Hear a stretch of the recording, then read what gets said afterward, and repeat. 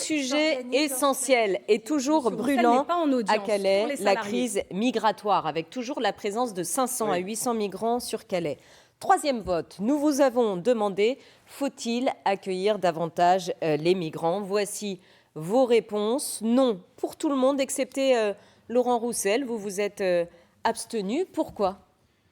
Pourquoi tout simplement, aujourd'hui, quels que soient les gouvernements de droite que nous avons eus, de gauche que nous avons eus, personne n'a été capable de résoudre le problème.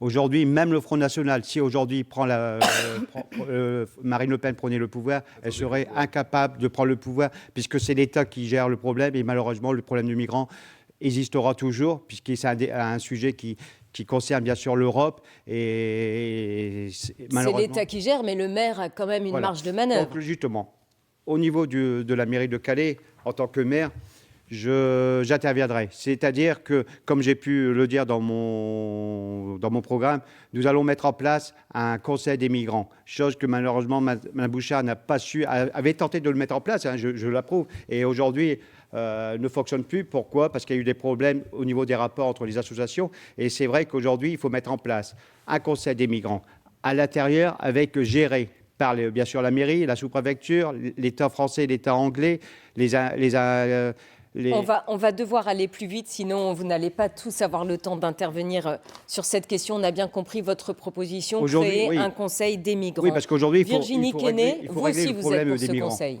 Alors, je pense que la question, d'abord, elle est mal posée. Personne ne souhaite accueillir davantage de migrants. Ce sont des personnes. Ah non, c'est pas accueillir davantage de migrants, c'est accueillir avec davantage d'humanité. Tout à fait.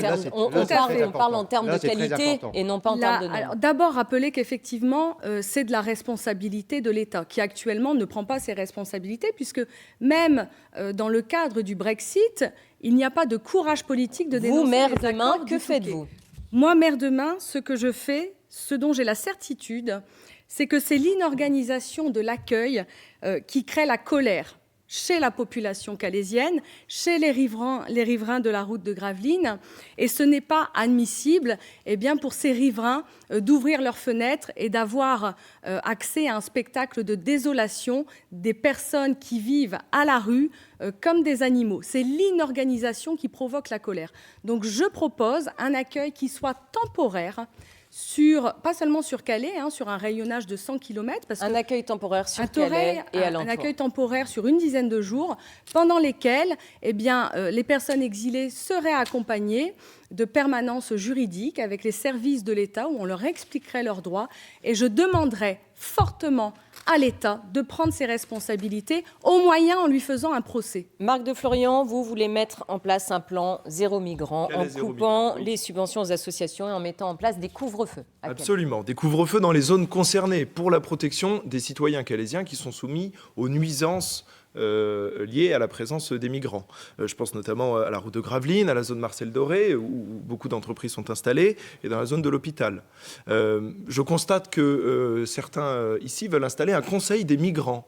Je pense qu'il serait prioritaire de mettre d'abord en place un conseil des quartiers, s'occuper d'abord des Calaisiens avant de s'occuper de personnes. Dans le conseil des migrants, monsieur de Florian, je me permets d'intervenir parce que là, je ne suis pas d'accord. Ça permet justement de régler tous les problèmes avec la population, avec les migrants, avec les différents services. Non, monsieur, on va écouter la suite c'est autre chose. Les comités de quartier, c'est autre chose. Nous n'avons pas à régler le sort de la ville de Calais. Il ne faut pas tout mélanger. C'est un autre sujet. Il ne faut pas intervenir. Aujourd'hui, il faut traiter le problème humainement. Madame Quesnay, vous avez pu exprimer vos propositions sur les migrants. On va écouter Marc de Florian. Vous pourrez réagir ensuite. Donc, occupons-nous de nos quartiers avant de nous occuper des migrants. Occupons-nous des Calaisiens avant de nous occuper de gens qui sont entrés dans notre pays et dans notre ville par effraction et qui sont illégaux ici. Alors je n'ai rien contre ces personnes individuellement, mais on se rend bien compte collectivement que depuis 20 ans, cela abîme l'image de notre ville, cela abîme notre tissu économique, cela nuit au cadre de vie et à la sécurité des habitants, je pense notamment à ceux de la route de Gravelines, et que vous proposez ni plus ni moins que de transformer cette immigration de transit en immigration de peuplement, en immigration statique qui va s'installer. Le Conseil des migrants permet d'éviter la haine, d'éviter les problèmes et d'anticiper. Parce que vous trouvez que c'est une solution pour les riverains de la route de Gravelines, Marc de Florian, ce spectacle de désolation? Marc de Florian, il faut renforcer la police municipale, il faut renforcer les arrêtés municipaux anti-bivouac et anti-couvre-feu, et il faut que le maire... Monsieur de Florian, je voudrais simplement vous dire que je suis concerné depuis 20 ans. Je suis sur le terrain, je suis un acteur concerné par les problèmes de l'immigration, notamment de la rue Moulin. Depuis 20 ans que je tiens un commerce dans la rue,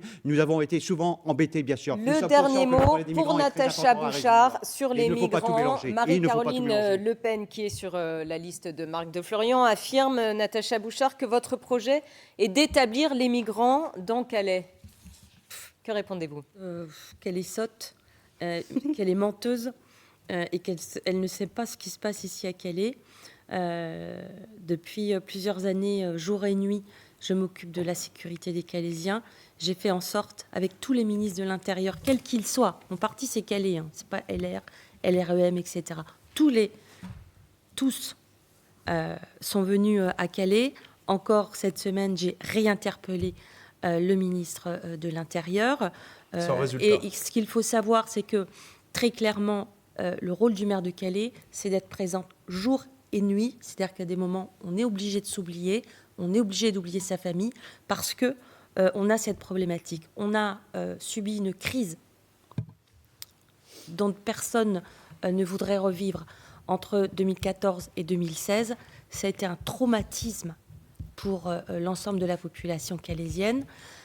Pendant ce temps-là, je n'ai pas vu ni le Front National, ni mes adversaires de l'opposition. J'étais seule face au problème. Vous m'avez refusé, Madame Bouchard, de rentrer en on contact va devoir s'arrêter là. Je sais bien qu'on va devoir s'arrêter là, mais très clairement, avec Monsieur Macron, les Calaisiennes et les Calaisiens et le gouvernement savent sur qui ils peuvent compter et qui se bat pour eux, fait des propositions et fait en sorte de maîtriser Merci beaucoup. la situation. Merci, Natacha.